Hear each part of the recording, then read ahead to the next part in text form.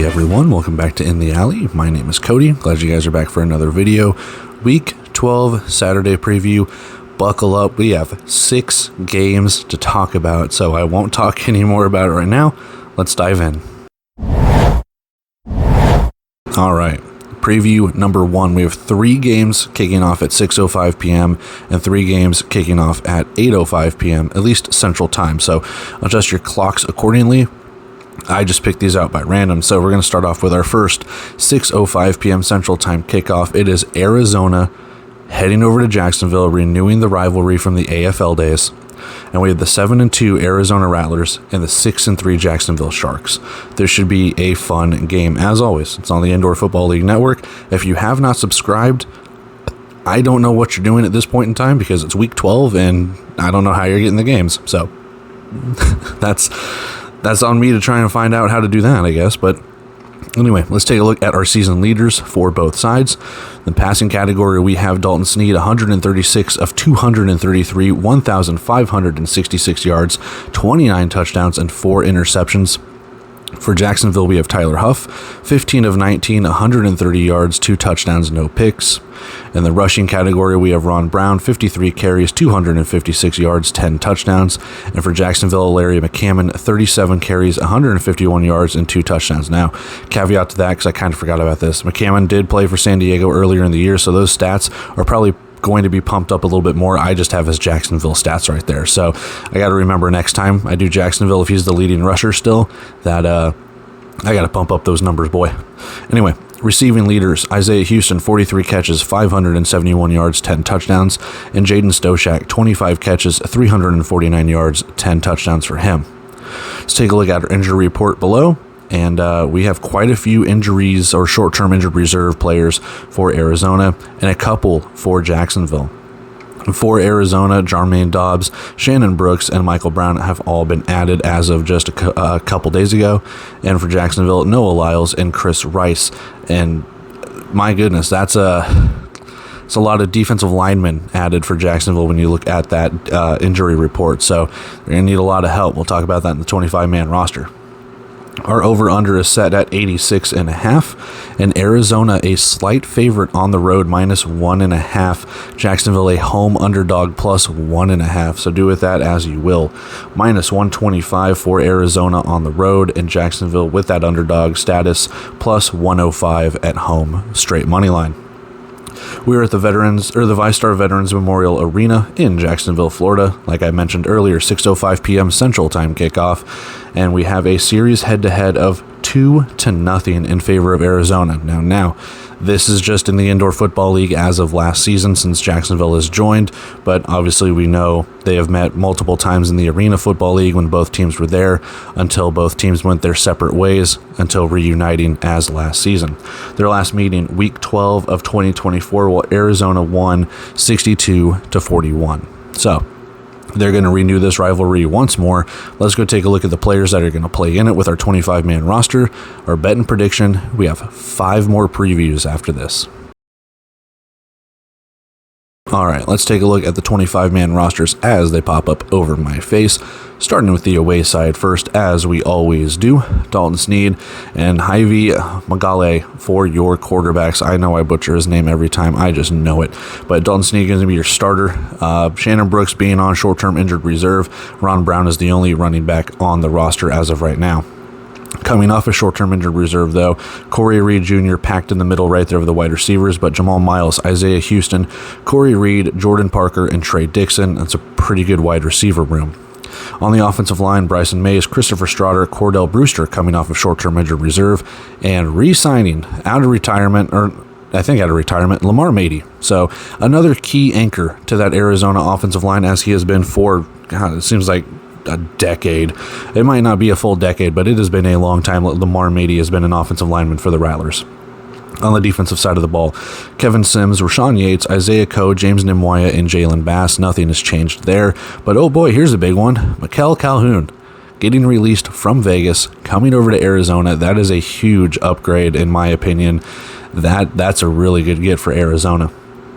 For the defensive secondary, Devontae Merriweather, Deontay Overstreet, Rashi Hodge, Otjo Soe, I believe that's how it's pronounced, and then bringing back Omari Alexander. He's got a couple of stints with Arizona, this one being no different, and Ethan Castleberry rounding it out. Your kicker is Dawson Evans. Over to the Jacksonville side, Caleb Barker has been released. So your quarterbacks, Tyler Huff and Blaine Espinoza, I am leaning towards Tyler Huff being the starting quarterback. We will see how it goes. He did replace Blaine Espinoza and kind of took off from there. So I think he's got the crown when it comes to the starting quarterback position. Your running backs, Larry McCammon and Vance Bennett. Wide receiving core, Karan Ashley, Jaden Stoshak, Khalil McLean, and Marcus Rogers. On the offensive line, Eric Harris, Leon Brown, Dominic Jackson, Kenny Furman, and Bryson Broadway has been added, so a little bit more offensive line depth.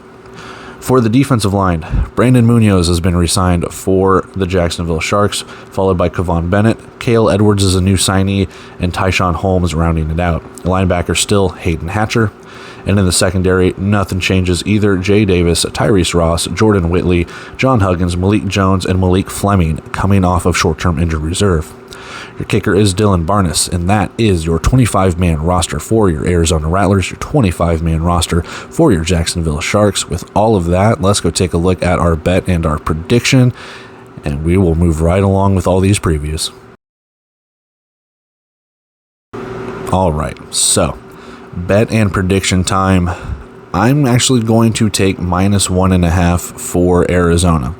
Part of me does want to take +1.5 for Jacksonville. There is a small part of me that thinks that Jacksonville can pull the upset in this one, but there is something in my brain that is just telling me, and again, that's probably what's going to happen, but there's something in my brain that's telling me Kevin Guy is just absolutely pissed off in their game against Vegas where they lost. And getting Mikael Calhoun, getting Corey Reed off of short-term injured reserve, beefing up that offensive line, it's just something where they are just going to go for it, man. And that's not to say that, bringing Brandon Munoz and Malik Fleming coming off of short-term injured reserve and kind of beefing up the defense for Jacksonville, and then what they've done on the offensive side of the ball, Jacksonville looks to be a formidable opponent, but that defensive line for Arizona pressuring Tyler Huff, who's only played a couple of games, I think that inexperience, and I'm not saying he's a bad quarterback, his stats prove that he's pretty damn good, but we'll see what they can do. If Jacksonville can shut down that run game, we know Tyler Huff is a very run-first quarterback. He will kind of be a deer in the headlights from what you've seen, but his speed is immaculate. If he can get into open space and scramble, or if he's able to improvise, he is able to take off, and they are able to run the ball really well. Jacksonville does have a shot here. For Arizona, it is shutting that down and making sure that he can be as inaccurate as possible and making sure that they just make his life a living hell. For Jacksonville to pull this upset, that defensive line needs to get after Dalton Sneed. They also need to shut down the run game because Ron Brown is running like crazy. Dalton Sneed also is running like crazy, but that two-headed monster of Jamal Miles and Isaiah Houston, when it comes to that passing game, and don't even knock like Jordan Parker or Trey Dixon, those guys have played pretty well too. But getting Corey Reed back, I think, could be an X factor, adding to that wide receiving core.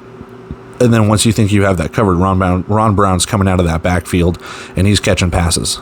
And that's where I think, that's where I think Jacksonville has an opportunity. If they can stop that, they have an opportunity to pull an upset. They do. And it's weird to think home upset because they play really well at home. But I think Arizona does take this one. My prediction for this, 47-40. It is a close game. It is back and forth. I do think both teams run the ball a little bit. I just think Dalton Sneed is a little bit more surgical with his passing game. It didn't look that good against Vegas. They had him all out of sorts, but I think they kind of cleaned that up this week. That's where I have it with this one. Jacksonville can play a really good game, but I think they have to play one of their best games of the year if they want to pull this upset. Arizona's coming in here pissed off. Yes, they have to travel. Yes, they have to, go on the road, but with the players that they've got coming back, and again, it's not to knock Jacksonville. I just think that the roster is better in favor of Arizona. Jacksonville, again, they have to play a really, really good game if they want this. I'm not going to call it a blowout or anything like that, but if you can force Arizona into mistakes, if you can make Dalton Sneed get inaccurate like he was last week, again, they didn't have any turnovers last week. Vegas was just the better team. So if you can do that again and make Arizona's life hell, just like I said for the Arizona side for Jacksonville, I think the Sharks do have a shot, but I think Arizona does end up taking this one. So -1.5, 47-40 is my prediction. Let's go take a look at our second preview. All right, so let's take a look at our second preview of the night. It's another 6:05 p.m. Central Time kickoff on the Indoor Football League Network. As always, we have the 3-5 Massachusetts Pirates taking on the 2-7 Fishers Freight. Now, when you look at this doesn't look that appetizing of a game. When you look at the records, you're like, ugh. But I will say this is an opportunity for Massachusetts to somewhat climb back into the playoff race, and for Fishers, this is a very good opportunity of a get-right game. We've seen Massachusetts go on the road to Tucson and Northern Arizona, and both of those teams pick up wins, and this is an opportunity for Jacksonville, my goodness. This is an opportunity for Fishers to do the exact same thing. Maybe Jacksonville can pick up a win too. Stray bullet right there. Let's take a look at our season leaders, though. Kenji Bahar, 108 of 185, 1,024 yards, 12 touchdowns, 8 picks. Jaya Wright, 43 of 77, 360 yards, 7 touchdowns, 4 interceptions. Rushing yards, Puka Williams, 101 carries, 440 yards, 9 touchdowns. Jaya Wright, your leading rusher, 87 carries, 403 yards, and 11 touchdowns. Your receiving leaders, Thomas Owens, 22 catches, 271 yards, and 5 touchdowns. And JT Stokes, 20 catches, 221 yards, and 2 touchdowns. Over to the injury report for both sides. Nothing really to report from their previous games. So Massachusetts still has the same kind of 5 players that they've had. Obviously, we'll talk 25-man roster in a minute, but Fishers, same thing. Nothing really new to report for them when it comes to the injury report. You can take a look at it if you like. Looking over to the game odds, we have no spread. This is a straight pick'em. Excuse me. With an over-under of 82.5, -110 to either side. Vegas pretty much doesn't know how to call this one, so they're kind of just setting it up as they do, and we go from there. We are in the Fishers Event Center in Fishers, Indiana. As I mentioned earlier, 6:05 p.m. Central Time kickoff, and our series head-to-head, 1-0 in favor of Massachusetts. Their last meeting, their only meeting, week 4 of this season, so a couple months ago. Massachusetts pulling out the win, 50-47. So, with that, let's go take a look at our 25-man rosters, bet and prediction. We have plenty more previews to go. All right, let's take a look at the 25-man rosters as they pop up over my face.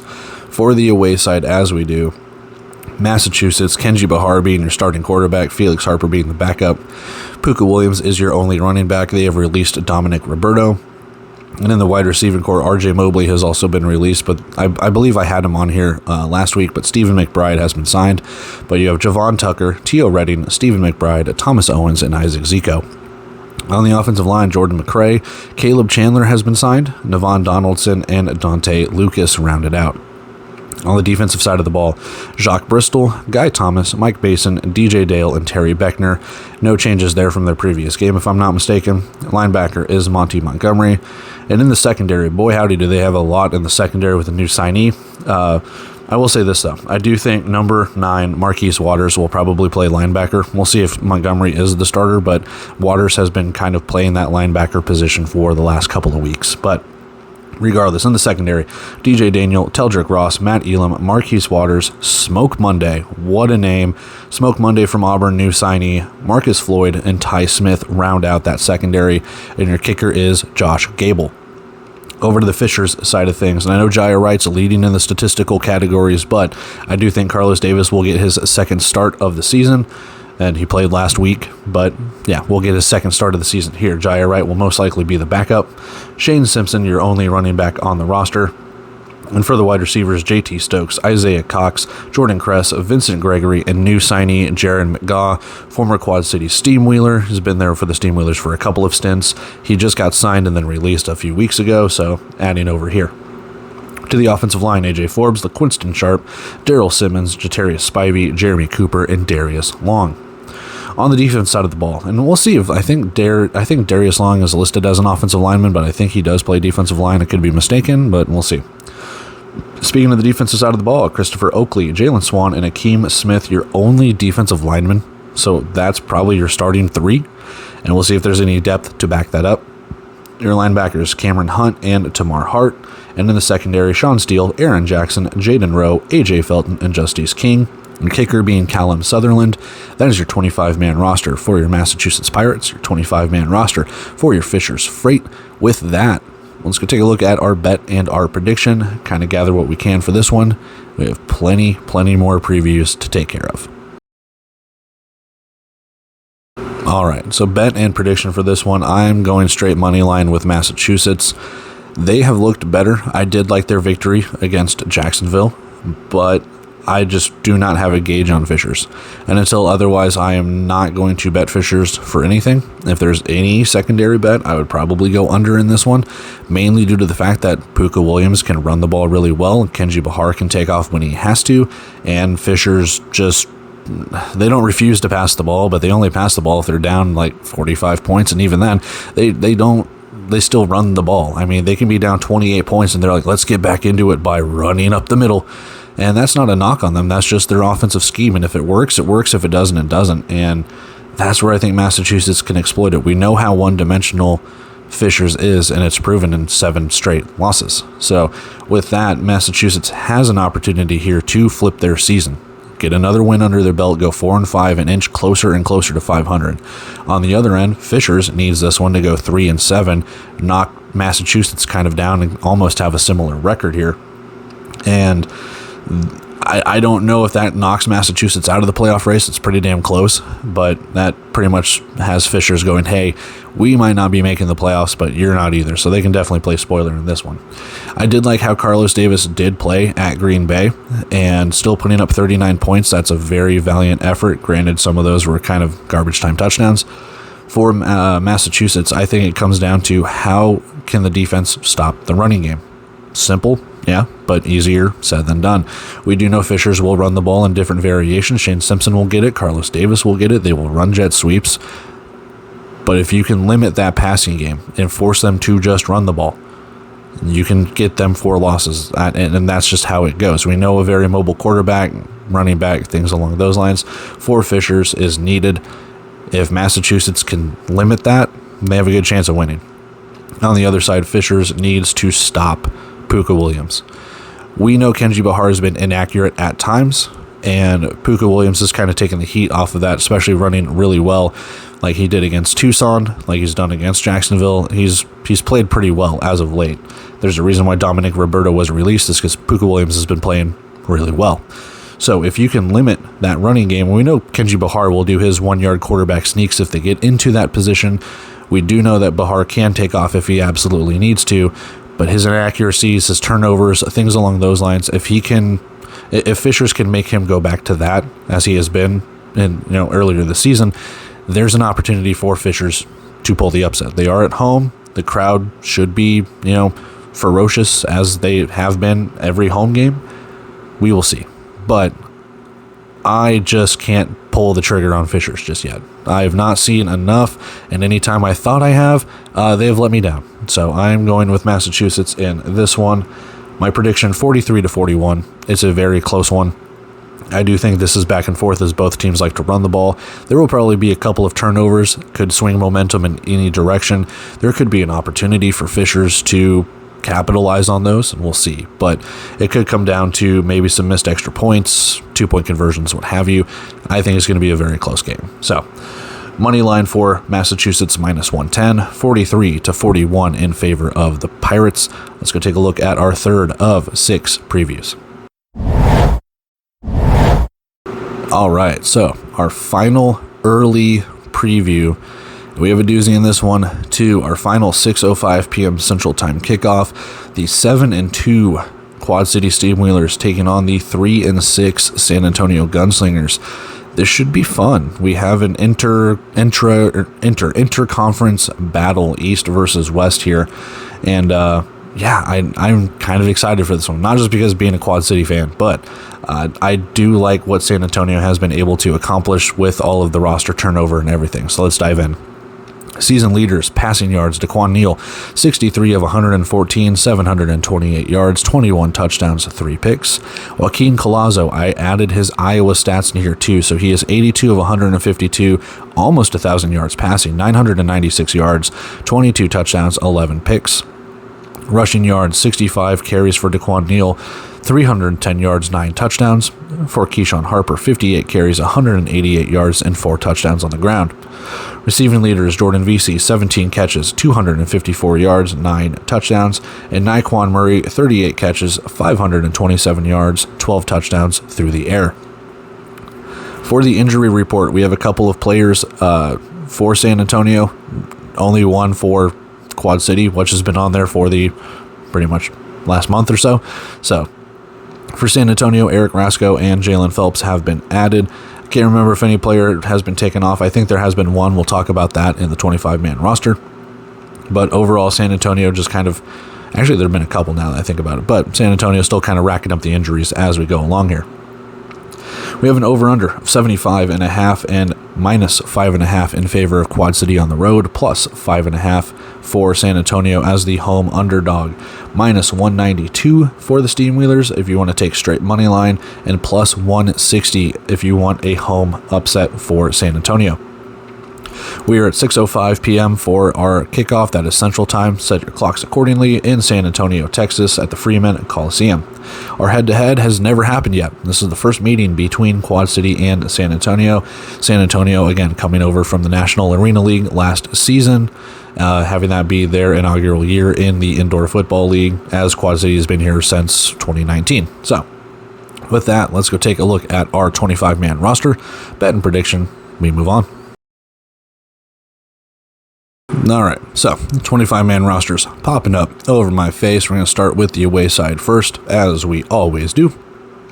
Daquan Neal is your starting quarterback. Seth Morgan's most likely going to be your backup. Demery Croft has been released, so a little bit of shakeup at the quarterback position. Running back, Jared Ware. And in the wide receiving category, Daquan Dudley, Tamarian Terry, Deion McShane, Kevon Rudd, and Jordan Vesey. Offensive line, Joel Crowell, Christoph Atkinson has been signed, so a little bit of depth at that offensive line. Ivory Scott and Tyrone Chambers. And on the defensive side of the ball, Kadir Shepard, David Cagle, Keyshawn Moore, and Chema Dunga. Nothing changes there. Linebacker position, Bubba Arslanian and Brian Lee. Again, no changes. And once again, no changes on the defensive side. Trey Smith, CJ Parrish, Chris Chukwuemeka, Nicholas Harris, Malik Duncan, Cameron Harrell, with your kicker being Kyle Kaplan. So again, that defense just kind of staying pat. A couple of changes on the offensive side of the ball. Taking a look at San Antonio, who have quite a few changes. Joaquin Collazo and Zach Reeder are your quarterbacks. Collazo going to be your starter, more likely than not. Keyshawn Harper, your starting running back, and a couple of additions for the wide receiver position, well, just one at least. Glenn Gibbons, Callie Rashad, Austin Upshaw, Nyquan Murray. Carl Reynolds has been there for the last week or so, but then bringing back Jalen Robinson, who has had a stint or two with San Antonio this season. Offensive line, Quan Stallworth, Joel Galvin, LaColby Tucker, and McQuail Harvey coming off of injured reserve to beef up that offensive line.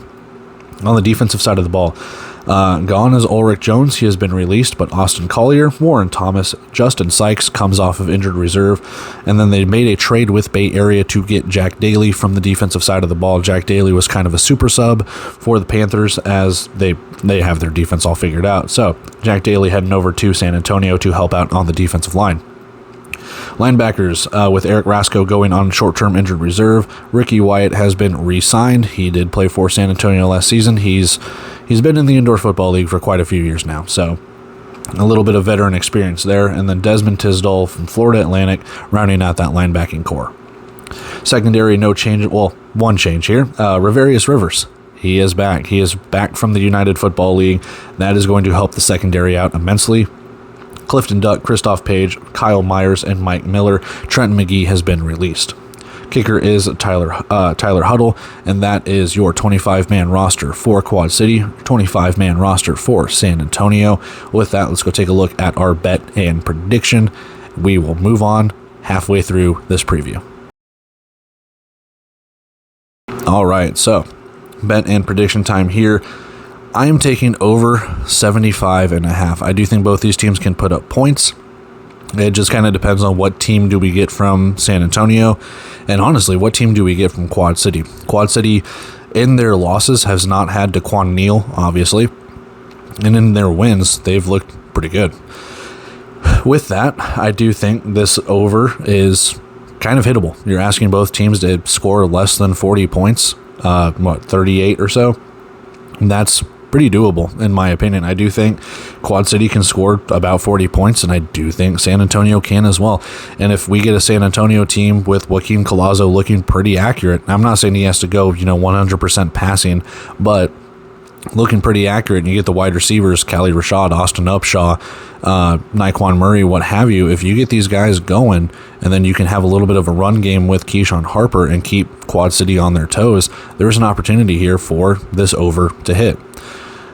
Is there an opportunity for San Antonio to pull an upset? I do think so, and I think it comes down to seeing if DeQuan Neal is still rusty. He did not look his best in their last game, coming back from injury, but I do think with another week of practice under his belt, getting that chemistry back, he does have some wide receivers he needs to build the chemistry with. I do think DeQuan Neal and Quad City are probably the better team when you look at it on paper, at least, but we don't play the games on paper. Quad City to win this game, they just need to take care of the football, in my opinion. They need to shut down San Antonio's offense, because it's simple as that. Easier said than done, though. We do know if you can get in the face of Joaquin Collazo, he can make mistakes. We've seen it in Iowa. We've seen it here in San Antonio a little bit, and there have been quite a few turnovers when it comes to the roster positions on the defensive side of the ball. If Quad City can exploit that, they can run the ball, get after that defensive line, and if they can throw the ball and kind of attack that secondary and see how Riverius Rivers plays, there could be an opportunity for Quad City to kind of, I wouldn't say pull away with this one, but there's an opportunity for them to win this game pretty handily if they can actually get things going here. I know they're on the road. I know the travel kind of probably sucks, but I do think there is an opportunity for an over to hit in this one. My prediction for this one, 48-39. I do think Quad City does pull this victory out. I think DeQuan Neal and company, whether it's Jared Ware catching the ball out of the backfield or running it, or if you have those, if they can get that passing game going. Jordan Vesey, he only has 15 catches on the year, but it's every other catch, it seems like, is a touchdown. Kevon Rudd needs to come back to his usual self, and if they can get Tamari and Terry going, if he actually plays in a game, and DeQuan Dudley going as well, I do think that Quad City's offense can get going here. On the other side, I do think San Antonio's offense can get going. That's not to say, again, that defensive line for Quad City looks really good. Bubba Arslanian blitzing up the middle looks really good. And we'll see the status of Chris Chukwuemeka. They said it was bruised ribs. It did not look good when he went headfirst into the boards, but regardless, I do think there's an opportunity here for San Antonio to potentially, they have to play a perfect game, though. They have to play a perfect game to pull an upset. I don't see it, but I do think this game is closer than what some people might expect it to be. So I'm going over 75.5. I think Quad City does take it 48-39. With that, let's go take a look at our 4th of 6 previews. All right, preview number 4. We're moving on to the later slate of games. We have an 8:05 p.m. Central Time kickoff on the Indoor Football League Network. As always, the Vegas Nighthawks, 5-4, taking on the 1-8 Northern Arizona Wranglers. And do not let the records fool you. Well, at least Northern Arizona's. They're playing pretty dang close with some of these teams. But with that, can they actually pull an upset? We'll talk about it. Season leaders for both sides. Jerome Johnson, 64 of 113, 803 yards, 13 touchdowns, 5 picks. Ramon Atkins, 28 of 51, 322 yards, 7 touchdowns, no interceptions. Rushing leaders, Antonio Wimbush, 72 carries, 277 yards, 12 touchdowns. And Ramon Atkins, 15 carries, 92 yards, 3 touchdowns. Receiving leaders, Quentin Randolph, 35 catches, 519 yards, and 12 touchdowns, and Deshaun Stoudemire, 33 catches, 410 yards, 6 touchdowns.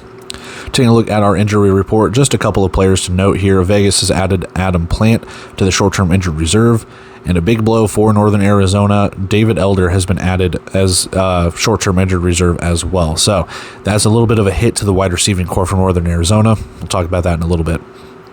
For the game odds, we have an over-under of 83.5, and almost a touchdown favorite for Vegas on the road. Quite a few road favorites in this week.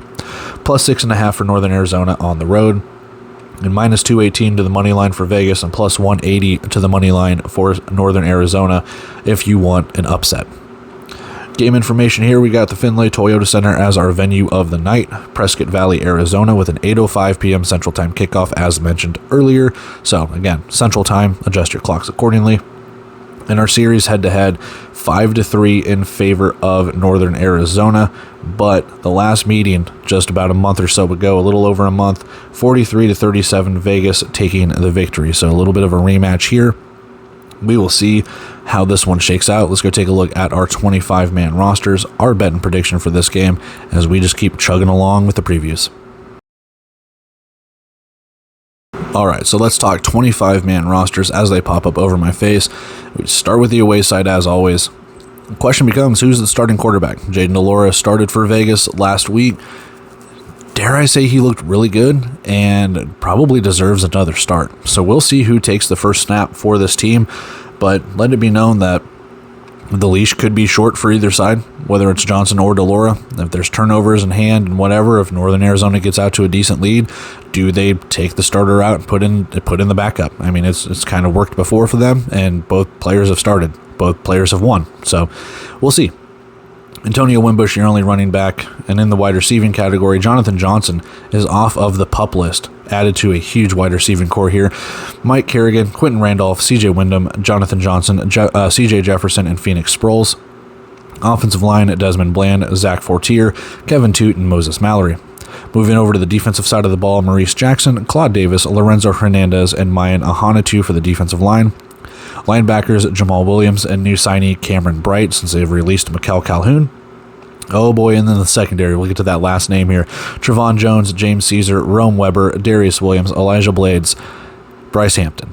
Bryce Hampton is off of the exempt list, rookie of the year, all indoor football, dude, defensive player of the year, or defensive rookie of the year, I believe, and that just beefs up that secondary, man. I mean, with Riverius Rivers coming back to San Antonio too, it's nice to have some of these guys with these all indoor accolades and player of the year stuff, and like, it's really nice to get these guys back into the league. I know their aspirations are somewhere else, but it's nice to have this talent come in here and beef it up and show what the indoor football league can do. So it's nice to see Bryce Hampton back with Vegas. Ben Derby is your kicker. For the Northern Arizona side, Caleb Lowe and Ramon Atkins for your quarterbacks, Atkins being your starting quarterback. Nolan Susel, most likely your starting running back, with Marvin Kinsey being the backup. I don't think he's suited up in the last couple of games. We'll see. Wide receivers, Deshaun Stoudemire, Gary Brown, Arlen Bruce, Marlon Cook, and Kobe Smith. For the offensive line, Junior Atuatasi, Chris Simon, DJ Stuckey, and Ryan Atkins. On the defensive side of the ball, Chizzy Umanakwe, Darius Johnson, Karan Bolden, and Mason Newton for that defensive line. Linebackers, Travaris Farrell and Kalen Hicks. And in the secondary, Bakembe Carney, Kieran Page, Malik Saunier, and Edward McClendon. We'll see who starts at the linebacker position, because one of those guys will probably drop back into the secondary. Kicker is Michael Hall, and we have our 25-man roster for Vegas, our 25-man roster for Northern Arizona. Let's go take a look at our bet and prediction. We move on. All right, so let's take a look at our bet and prediction for this one. We have a -6.5 for Vegas. I know Northern Arizona has played some close games. I am basing this mainly on the, hopefully, confidence boost that Vegas has had beating Arizona, getting the monkey off their back after their heartbreaking loss against them with a field goal that they missed to try and tie the game at the end of the game and all of that stuff, and Arizona kind of completed the comeback there. So I'm hoping that this, for Vegas at least, is kind of an exercise in the demons kind of game. And that's not to say Northern Arizona is a horrible team. I know the record might reflect that, but they have played some close games this year. However, I do think Vegas is the better team. It doesn't come down to who starts at quarterback, but I do think Jayden de Laura probably gives them a better chance, albeit I do think the running ability of Jerome Johnson could be an added factor. So we'll just kind of see how that goes. But adding Bryce Hampton back and getting Jonathan Johnson off the PUP list, you can only start so many wide receivers and play so many. So we'll see who does not make the team or squad for this week. But I do think what Vegas has is a little bit better compared to what Northern Arizona has. For Northern Arizona, I do think they have to play another perfect game. However, Vegas is kind of ripe for the taking. Vegas has put themselves in some spots to be turnover prone, to turn the ball over on downs, and just not look like the Vegas that we saw from last season. This is not the Vegas from last season. If Northern Arizona can kind of exploit that, this is not the Northern Arizona from last season either, but if Northern Arizona can exploit that, there is an opportunity for them to play a close game. If Ramon Atkins can be very decisive, keep control of the ball, and if, dare I say, Northern Arizona can kind of control the clock here, there is an opportunity for Northern Arizona if they want to keep this game somewhat close, maybe under. If both teams want to run the ball a little bit, if Ramon Atkins and his dual threat ability can keep this game close, there's an opportunity for Northern Arizona to eventually pull an upset. I know I've said it a couple of weeks ago, but the wins are going to come for Northern Arizona. It might not be this season, but the wins will come if they can just kind of stay true to what they're doing here. My prediction for this one, 49-40 in favor of Vegas.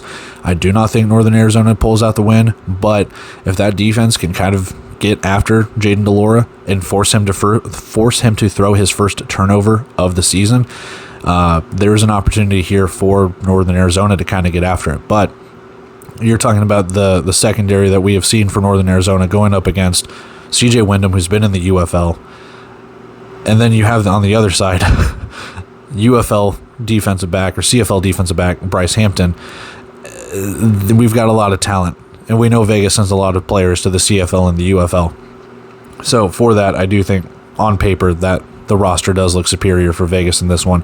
So 49-40 is our victory here for the Nighthawks in a -6.5 spread. I think they get it done. I don't know. I want to say this game is close. It could turn into a blowout pretty quick if Vegas is able to jump all over Northern Arizona to start. The injury to David Elder does kind of pique up my interest a little bit, because then you're going to wonder who's going to be the brunt of kind of the offense for this team, returning kicks, doing stuff like that for Northern Arizona.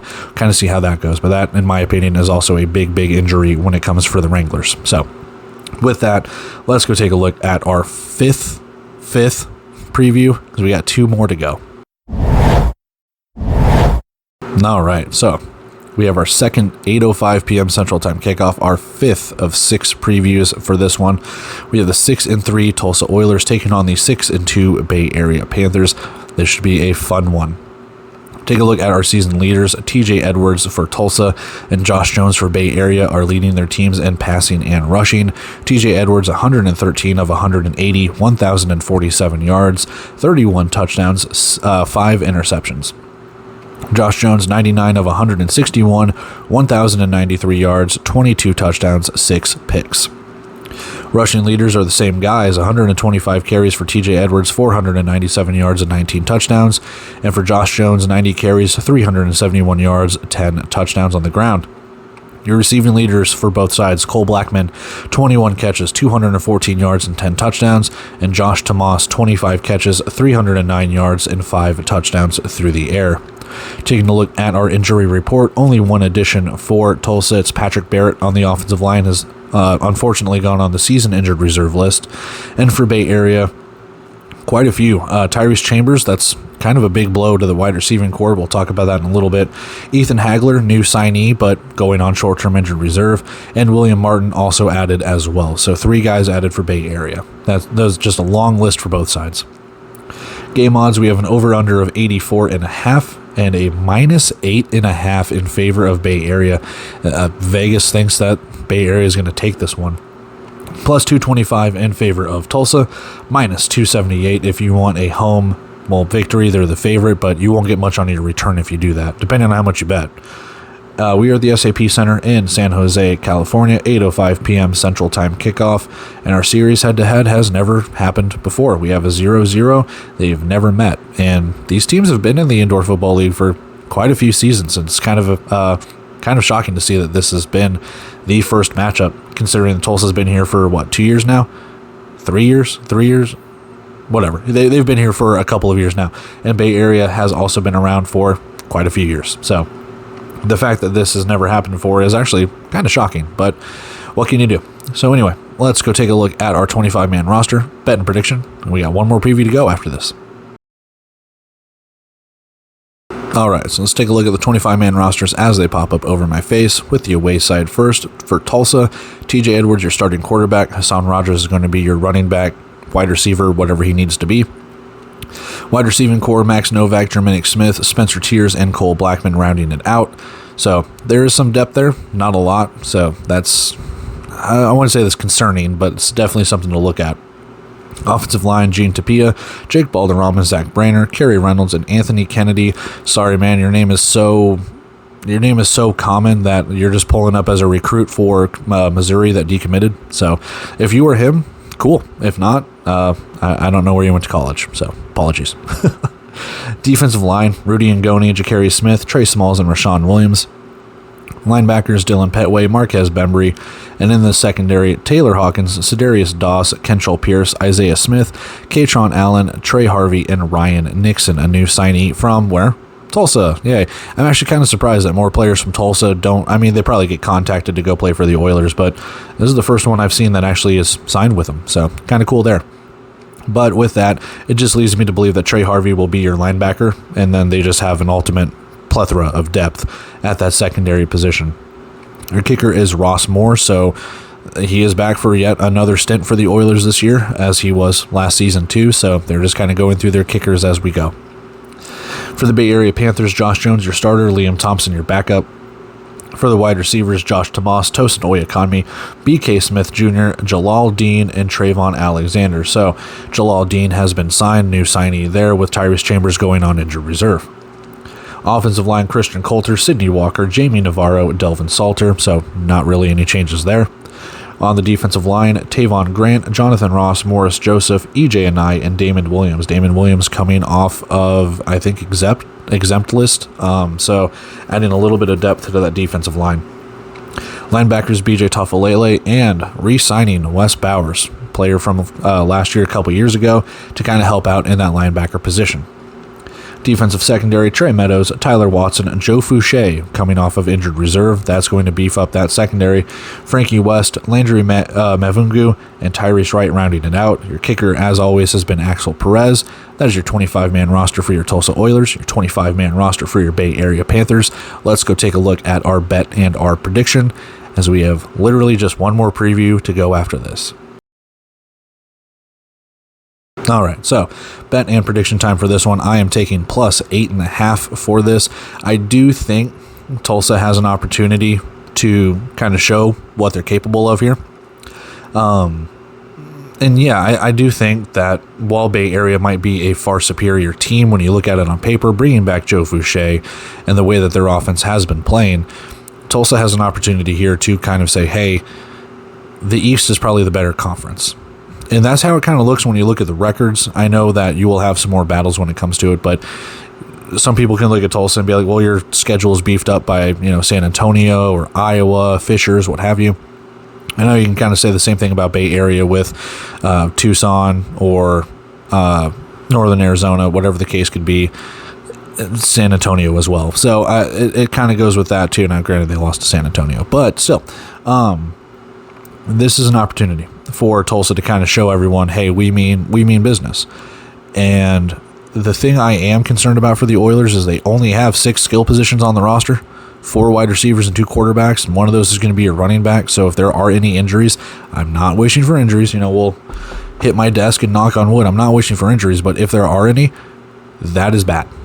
That is very bad. And we know that Bay Area's defense can be relentless at times, so you're praying for a good game for Tulsa here.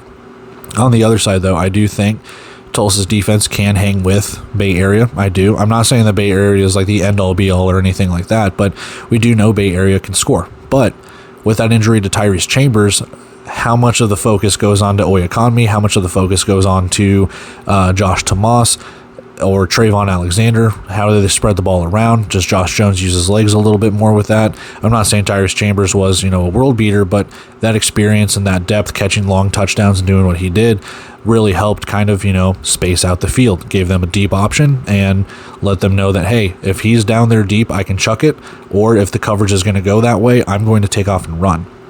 So we'll see how that kind of factors into it. And we know Bay Area's defense is always strong. Bringing in Damon Williams to beef up that defensive line, bringing in Wes Bowers, and Joe Fouché coming off a short-term injured reserve, they've really beefed up that defense. They really want to get after it. However, 40-38, I'm calling an upset. I'm calling an upset in this one. Tulsa comes in, takes care of business with a shortened roster because everything in my brain says Bay Area should win this one. So why not go against the grain? 40-38. I think Tulsa wins it. That's why I'm taking them +8. It's going to be a very close game. I do think both teams run the ball. I do think both teams pass the ball. But I think TJ Edwards, his improvisational skills, there we go, can help them eke out a victory here. It could come down to the last play. Tulsa's done really well of making some comebacks.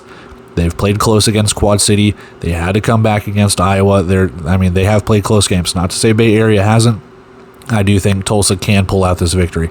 Bay Area, on the other hand, I do think if they don't lose this game close, there is an opportunity for them to not necessarily blow out Tulsa, but there is a chance for them to have kind of a decisive victory, maybe a 14 points if they really just kind of control the ball and get after it. Josh Jones is on his game and being surgical with the ball, and they limit the turnovers and things along those lines. Axel Perez hits a couple drop kick extra points. There you have it. But anyway, +8.5 for my bet, 40-38. I got to call an upset every now and again. I can't keep going with the favorite all the time. So there we have it. Let's go take a look at our final preview. All right, our final preview for Saturday. There's been a long slate of games. 8:05 p.m. Central Time, the third of three 8:05 p.m. Central Time kickoffs on the Indoor Football League Network. As always, the 5-4 San Diego Strike Force taking on the 3-5 Tucson Sugar Skulls. This could be a game if Tucson can pull the upset here. We started getting a little bit of a murky water for that Western Conference playoff seeding. Take a look at our season leaders here. Passing, Nate Davis, 114 yards out of 114 completions out of 187 attempts, 1,145 yards, 19 touchdowns, 9 interceptions. I do not believe these stats have been updated for an extra game. Now, granted, he has not played in that extra game. We'll talk about it here in a minute. Jorge Reyna, 59 of 114 yards, 694 yards passing. I think I said yards multiple times, but attempts to completions. You see what I'm picking up, what I'm putting down, whatever. My brain's fried, sorry. 14 touchdowns, 7 picks. Rushing leaders, Rudy Johnson, 44 carries, 82 yards, 6 touchdowns. I know that is not updated. Rudy Johnson ran for over 100 yards in their previous game. He should be at almost 200 yards rushing. Jorge Reyna, 46 carries, 220 yards, and 5 touchdowns on the ground. Rudy Johnson, your leading receiver, 27 catches, 272 yards, and 3 touchdowns. And Larry Harrington, 21 catches, 212 yards, 7 touchdowns. Our injury report, Panea Moa is on the short-term injury reserve for San Diego, and surprisingly nothing to really report for Tucson. They have not had any injuries in the last week, and I don't believe they've taken anyone off of short-term or long-term injury reserve or anything like that. So, good health if we can get all sides healthy here. Game odds, we have an over-under of 82.5 and -2.5 in favor of San Diego. Home underdog for Tucson, +2.5 for the Sugar Skulls, -142 to the money line for the Strike Force, and +120 in favor of the Sugar Skulls, if you want to take the home underdog. Again, as I've said in previous previews, a lot of home underdogs. It seems like it's been like that lately, too. Not just this week, but in the last few weeks, to be honest. Tucson Convention Center is our venue for the night. Tucson, Arizona, 8:05 p.m. Central Time kickoff. And our series head-to-head in favor of San Diego, with their last meeting being 6 weeks ago. 45-22, the Strike Force take the victory. So, with that, let's go take a look at our 25-man roster, bet and prediction, and we will get on out of here. All right, so let's take a look at the 25-man rosters as they pop up over my face, starting with the away side first. We don't know who's quarterback. Rudy Johnson started the last game. Nate Davis was suited up and ready to go if he needed to be, but I think it's another week of just trying to get healthy for Nate Davis, and we'll see if he does get the start or if they go with Rudy Johnson once more, because that does kind of change the dynamic of how the offense runs for San Diego. Your running back is Edward Vander, and in the wide receivers, no real big changes here. Journey Sloan, Dallas Daniels, Jalen Sample, John Maldonado, and Javian Lofton-Wilson. Nothing to change on the offensive line either. Christian Olmstead, Jalen Booth, Josh Castro, and Jake Sines. On the defensive side of the ball, Wallace Cowens, Jaquez Mabin, Afanya Maye, Karat Garland, and Jackson Cravens for that defensive line. Royce C. is your linebacker. And in the secondary, really the only addition, Tariq Lewis coming off of short-term injury reserve, Draco Statham, Eugene Ford, Atoa Fox, Elijah Reed, and Devin Hafford coming over from Fishers, coming over from Massachusetts as of last season, adding a little bit more depth to that secondary. Kicker is Ernesto Lacayo. Moving over to the Tucson side of things. Trip Larry Harrington at quarterback with Jorge Reyna. Reyna most likely your starter. Harrington your wide receiver. Running back, jack of all trades. Running backs, Devontae Sapp Lynch and Jameis Williams. We'll see who kind of gets the start. Williams has kind of taken the spot over, but Sapp Lynch has been playing kind of, sparingly as they've gone. Wide receivers, Jerome Buckner, Drew Dixon, Alfonso Taylor, Braden Oakley, and Kevin Adams. On the offensive line, Krikor, Kostanian, Cody Bolig, Q Baker, Dallas Reigns, and Niamanta Decor. On the defensive side of the ball, Taylor Upshaw, Trey Henry, DeJymin Brooks, and Dan Totley, a new signee, coming over to help bolster that defensive line. Josh Clark is your linebacker, and in the secondary, Tariq Bracy, Brian Murray, Jalen Perkins, Ahmad Lyons, Kendrick Skladny Jr., your kicker being Kevin Macias. And that is your 25-man roster for San Diego, 25-man roster for your Tucson Sugar Skulls. Let's go take a look at our bet and our prediction, and we'll get out of here. All right, bet and prediction time. My bet for this one, under 82.5. And shout out to Alex Schuthbert, Sports Coast to Coast and Wager Wednesdays and stuff like that. Great group of people over there doing what they can to really just help out the game of indoor football. But Alec told me in either in one of his columns or something, I can't remember where, but it's always been placed in my head that Tucson is where unders go to die, or overs go to die. Unders have hit so many times. I'm just going to take his advice on this one. I am. And I know I kind of butchered that. Again, I've gone through 5 other previews. My brain is just toast, man. But anyway, under 82.5, this is just kind of a game where I think both defenses can kind of get after it. We don't know who's starting for San Diego when it comes to that quarterback position. If Nate Davis does come back, is he rusty at all? Do they try and test Rudy Johnson's arm? Because his arm did not necessarily look the best last week. He was able to run the ball pretty well, but all things considered, it just didn't look good. And if you're running the ball like that, Jorge Reyna has been able to run the ball a little bit. If they keep handing off to Jameis Williams, almost call him Jameis Winston, Jameis Williams, I do think there is an opportunity here for this under to hit. If you're going to run the ball really well on both sides, it just kind of depends on who's the starting quarterback for San Diego. And even if that's the case, like I said, if there's inaccuracies, Nate Davis is prone to throwing some interceptions every so often, every couple of times. There's just something about it. I do think both defenses just kind of step up in this one. We'll see. We will see. And I can't get a good gauge because sometimes it looks like Tucson looks really good. They've been on a roller coaster. Same thing with San Diego. It looks like sometimes they look pretty good, but could it just be the teams that they are playing? I don't know. Yes, Tucson has the upset against Arizona, but in other games they have looked completely lost. And yes, San Diego has beaten Vegas, but in other games they've looked completely lost. And it's I don't know. I don't want to say that this is a get-right game for either team or it's a springboard because we don't know, but I feel like Tucson needs this win to stay within this playoff race.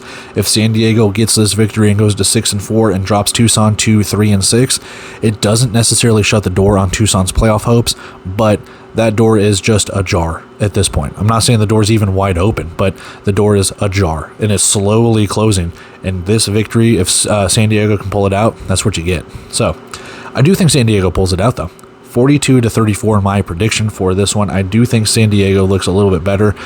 We will see how Tucson is able to handle Rudy Johnson, because even if he's not the starting quarterback, he will be your wide receiver, he will be your running back, he will do exactly what he needs to do in order to help this team out, and we'll go from there. And we'll see how that secondary reacts to him being either in the wide receiver position, or if they're going to keep, Jalen Sample, John Maldonado, Journey Sloan, Dallas Daniels, how do they corral them? On the other side, they have their own jack of all trades. How does San Diego limit Larry Harrington with that rushing attack with Williams? How do they get after deep threats like Alfonso Taylor? We'll kind of see how that goes. But I do think San Diego can pull this one out. 42-34. It's close. I do think Tucson can win this game, and I am absolutely not surprised if they do. I might go for the home dog in this one, to be brutally honest, but I think San Diego does play this game close and does pull out a victory. They've played some close games lately. They've pulled them out. So with that, under 82.5, 42-34 your final. Let's wrap up and get out of here. And that is it for our slate of Week 12 games. A lot of games, a lot of eyeballs on a lot of screens, a lot of tabs open, whatever you need to do to watch these games. My voice is shot. I'm going to get out of here from talking to all of these previews and everything like that. So I'm going to go rest my voice, edit this video, get it out as soon as I can. I appreciate you guys taking the time to watch this and everything else that goes along with it. If you feel inclined, like, comment, share, subscribe, blah, blah, blah, all of that stuff. And with that, we just have to watch the games, look at the recaps, and just a few weeks left until the playoffs, man. Just a little over a little less than 2 months now after this gets done. But yeah, we're getting close. We are getting close and things are starting to shape up. So with that, love and appreciate you guys for everything, taking the time to watch this, comment, feedback, whatever the case could be. Truly, truly appreciate it. It means the world to me. But until then, I will see you in the recaps for week 12. And I will see you in the previews for week 13 as we just keep moving along in the indoor football season in 2025. So until then, see ya.